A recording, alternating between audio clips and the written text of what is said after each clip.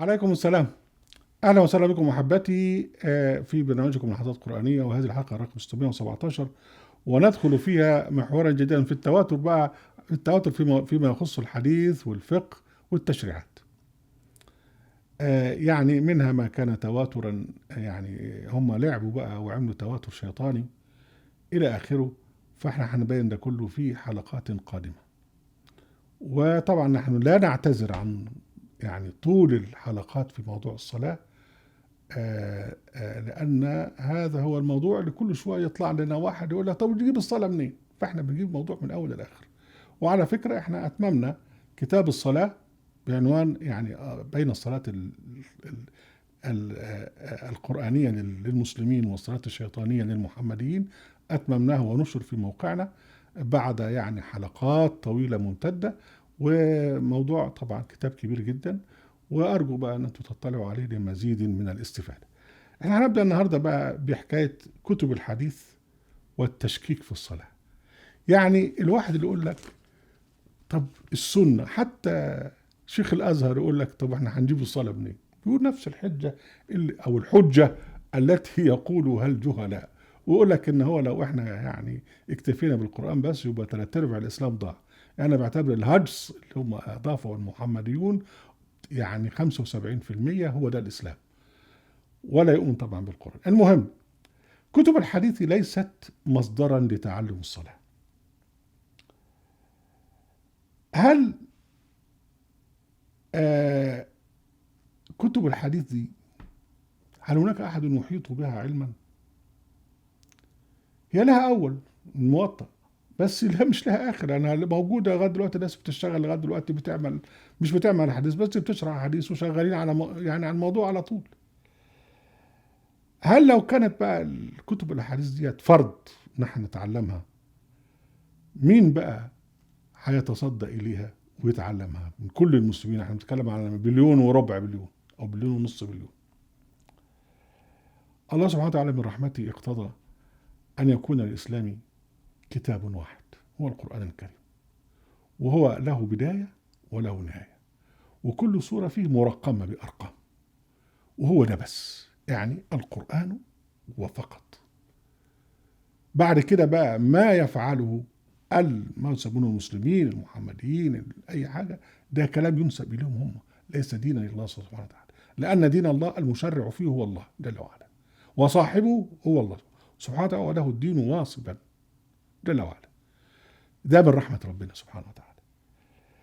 وخاتم النبي محمد عليه وعليه السلام ظل متمسكا بهذا القرآن، ويعني منفذا له طيلة حياته لغاية ما مات.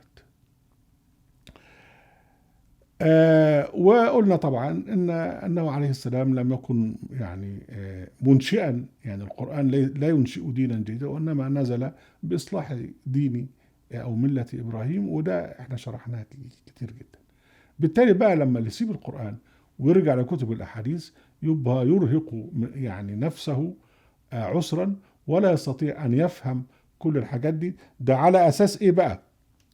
ده على اساس ان هناك اتفاق بين كتب الحديث،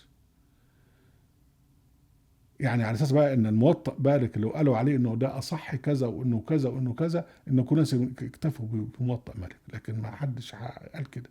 جه بعد كده الشافعي وعمل الام وعمل الرساله، وجه بعد كده بقى ما يسمونه بأئمة الحديث، وجه الشيخ البخاري قال لك ده الصحيح، جه تلميذه قال لك ده اللي انا عاتبه هو الصحيح، والموضوع شغال لغايه دلوقتي. فانت هتقدر بقى تتابع الحاجات دي كلها وتطلع منها دينك وتطلع منها الصلاة؟ لا طبعا. بل ان حتى ما يسمون بعلماء الحديث لما زهقوا قال لك بقى بص بقول لك ايه، ان كل الاحاديث دي احاد، يعني ايه رواها واحد عن واحد، ليست متواترة. الحديث المتواتر والله جماعة عن جماعة، وقال لك مش موجود. وقال لك بعضهم لا ده منه حديث من كذب علي متعمدا فليتبوأ مقعده، وقال بعضهم قال لك لا ده مش متعمدا، لا مش عارف ايه، ده هو بدون متعمدا. المهم اختلفوا، لكن هم قالوا ان الاحاديث الموجوده كلها احاديث احاد تفيد الظن ولا تفيد اليقين. اذا طالما انها تفيد الظن يبقى ليست دينا، لان دين الله قائم على اليقين. بالتالي بقى كل الكلام اللي بيتقال فيها عن الصلاة والبتاع ده هو عبارة عن هجص. آه واحنا في كتابنا القرآن وكفى تعرضنا لهجص البخاري في موضوع الصلاة. يعني انت لو رحت عشان خاطر تتعلم الصلاة من البخاري آه هتاخد مقلب كبير قوي. ده على فرض ان انت يعني قريت في البخاري، والجماعة المشايخ اللي بيدافعوا عن البخاري لم يقرأوه ولن يقرأوه. آه وبعدين يعني هل انت لما تيجي تعلمت الصلاة رحت قريت البخاري، او ابوك لما تعلم يعني راح قرا البخاري؟ والله الناس تعلمت الصلاة عن طريق الاسلاف من اول والي الصلاة في مصر مثلا او في غيرها.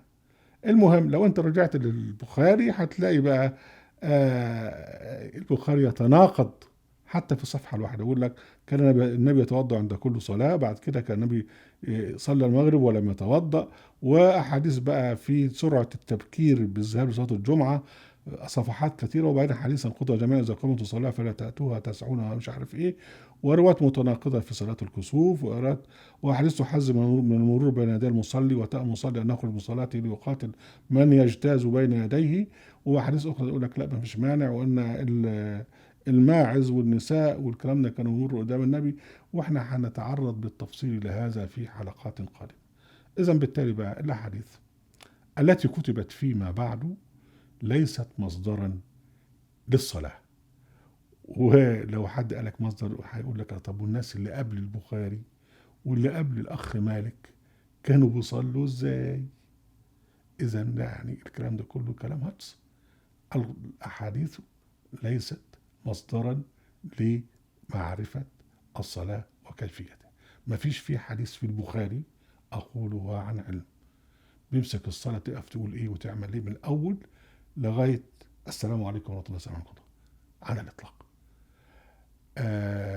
سنتعرض طبعا للتفصيلات فيما بعد.